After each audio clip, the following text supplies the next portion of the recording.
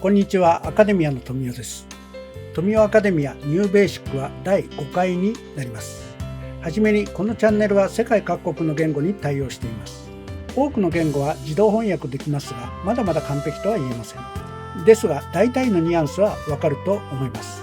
比較的正確に英語、中国語、韓国語、スペイン語、タイ語、ヒンディー語にはチェックして対応しています。合わせてご覧ください。今回はレイヤーカットを深く理解するための基礎知識としてレイヤーを深く専門的に解説します。このレイヤーの基礎を理解していただくと、どのように使うと効果的で自分が作りたいヘアスタイルを自由自在に作ることができるかがわかります。レイヤーはショートヘアになればなるほど正確に切るためにこの基礎を理解する必要があります。特に影響が出やすいのはショートレイヤーカットです。それはなぜか後で詳しく説明します。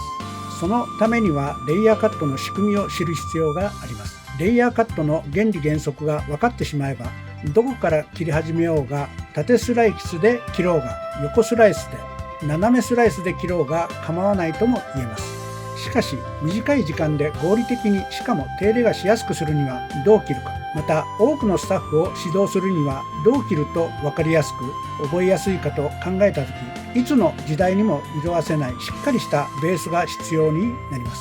はじめにいろいろな方法を覚えるより原理原則を知ると応用が効くということです。この原理原則は永遠に変わることはありません。ヘアカットレイヤーの理解ポイント。1、レイヤーカットは外見や個性の表現に影響を与える重要な要素になります。2、ヘアカットの中でもボリュームや動きを演出するためのテクニックです。3、レイヤースタイルの目的、髪の流れや質感を調整し、立体感を生み出します。では、レイヤーカットはデザインするだけではありません。カットすることで髪の流れや動きを出すことができます。これがあのスタイリストにカットしてもらうと手入れがしやすいといったお客様の声になります。繰り返しになりますが、しっかりした基本を身につけると、なぜそれが良いのか、ベターなのかといった説明が可能になります。カットの原理は今も昔も変わりません。ヘアスタイルが多様化した結果、基本を知ることで多様化したスタイルに対しても応用が効くということです。最初にレイヤーとは、ヘアデザインのほとんどがレイヤーを使って作ることができます。前回もお話ししましたが、ヘアデザインはレイヤー、段差を駆使して作ることで 80% のデザインはできます。この中でグラデーションの段差も含まれます。レイヤーカットしているつもりでも部分的にはグラデーションが含まれていたりもします。例えば A の図解でいうワンレングスでカットされた髪が一番分量が多いとすると、その分厚い分量をビーズのレイヤーでカットすることで毛先を薄くしたり、トップにボリュームを出したり、毛流れ方向性を作ったりすることができます。そしてシーズはレイヤーとグラデーションのミックスですが、今のトレンドのほとんどがこのようなミックスしたデザインでできています。これもレイヤーを理解することで作ることができます。顔と頭の形をきれいに見せたり、髪が後ろや前に流れやすくすることができるようになります。A のワンレングス、髪の分量が一番分厚くなるスタイルです。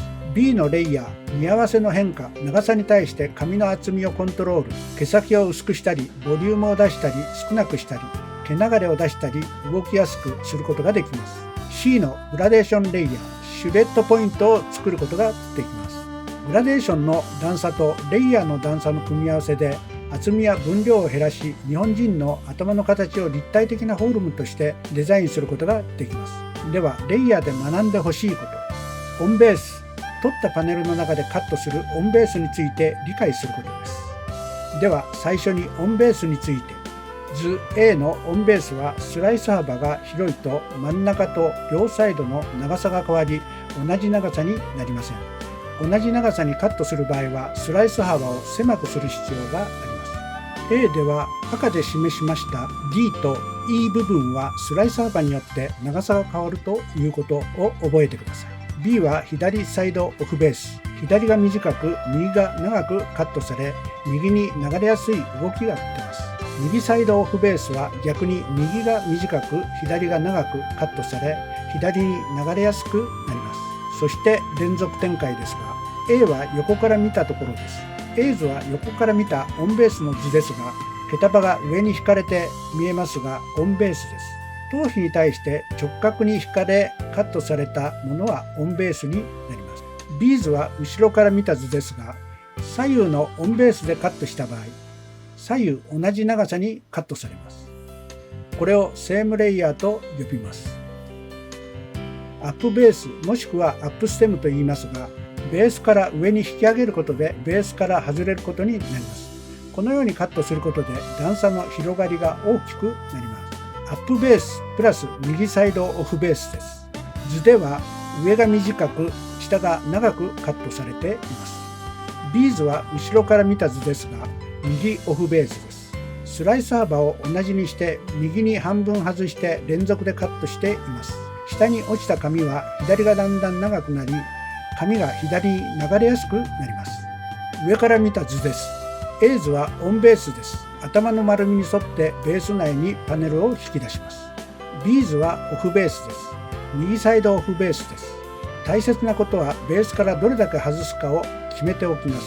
この連続展開です。例えばハーフベースで外す、もしくはベース1個分外すなど決めてカットしていきます。もちろんスライス幅は一定に取ることです。ではそれらのことを理解した上で動画をご覧ください。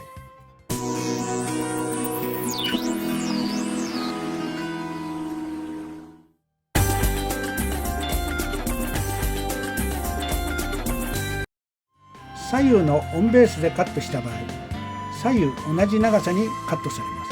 これをセームレイヤーと呼びます。左オフベースでカットした場合、左側が短く右側が長くカットされます。右オフベースでカットした場合、右側が短く左側が長くカットされます。上下のオンベースでカットした場合、上下の長さが同じ長さにカットされます。アップベースでカットした場合、上が短く下が長くカットされます。ダウンベースでカットした場合、上が長く下が短くカットされます。右オフベースの連続とアップベースでは、右側が短く左側に向かって長くカットされ、上が短く下が長くカットされます。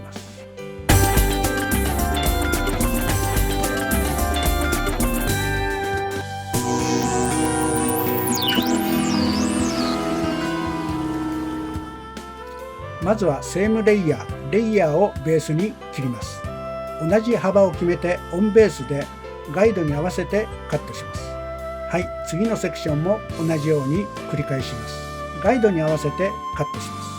普通チェックする場合は上の部分は意識しがちですが、切り上がりの下のカットラインがどうなるかイメージすることが大切です。同じ長さに下に下ろすと下のラインがスクエアになります。これが同じ長さに切っていきたい場合の連続展開です。通称セームレイヤーと言われています。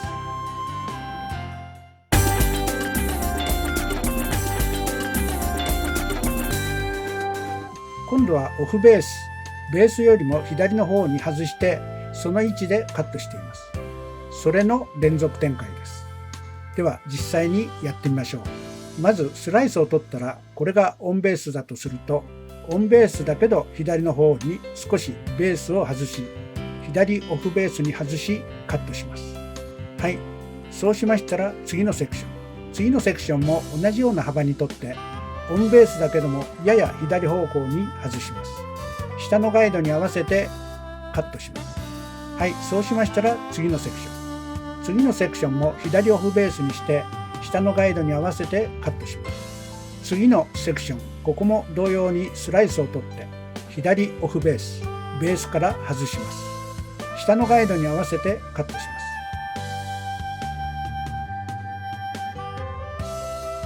す。次のセクションも同様に左にベースを外してカットします。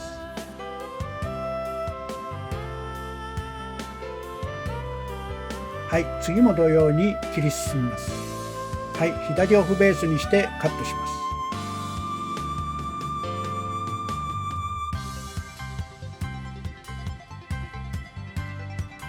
次のパネル、最後のパネルも同様にオフベースにしてガイドに合わせてカットします。このように左オフベースの連続展開で切り進むことによって後ろが短く、徐々に前が長く切ることができます。はい、以上になります。繰り返しになりますが、段差の呼び名の違いについてもう一度確認していただきましょう。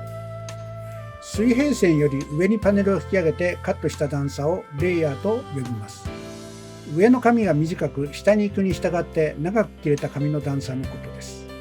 水平ライン上、床に対してパネルを平行に引き出しカットした毛束の段差はセームレイヤーと呼び、上も下も同じ長さにカットされます。水平ラインよりもパネルを下に引き出しカットした段差をグラデーションレイヤーと呼びます。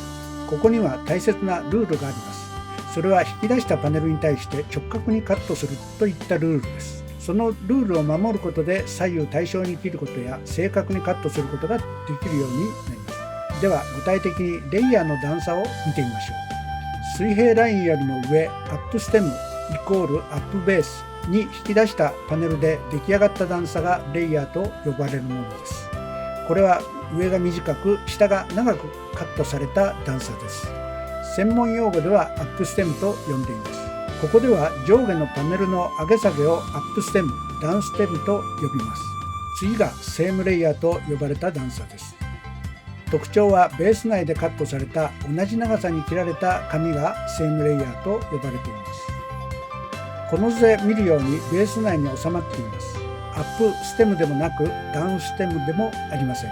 次が水平ラインよりも下にダウンステムで引かれたパネルを直角にカットするのがグラデーションと呼ばれる段差のことです。もちろんベース外に引き出します。ベース外、下に引かれたことをダウンステムと呼ばれていますが、これも専門用語になります。